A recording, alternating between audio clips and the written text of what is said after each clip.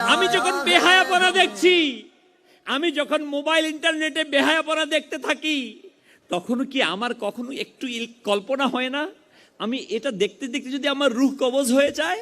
আমি যখন গীবত করি, যখন চুগলখড়ি করি, মানুষের হক আত্মসাৎ করি, তখন কি আমার কল্পনা আসে না? আমরা তো মুসলমান রয়েছি, আমার আপনার দ্বারা এমন কর্মকাণ্ড না হোক যেটার কারণে অন্তর ময়লা হয়ে যায়। আল্লাহ তাআলা এমন লোকদেরকে, যাদের মাঝে ইশকে রাসূল আছে, এমন লোকদের অন্তরে ঈমানকে মজবুত করে দেয়। যাদের মাঝে ইশকে রাসূল আছে তাদের অন্তরে ঈমানকে কি করা হয়? আল্লাহ পাক মজবুত করে দেন।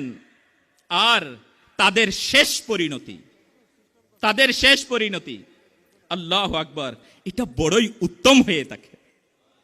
শেষ পরিণতি বড়ই সুন্দর হয়ে থাকে। হ্যাঁ, আল্লাহ তাআলা হযরতে জিবরাইল আমিন আলাইহিস সালামের মাধ্যমে এমন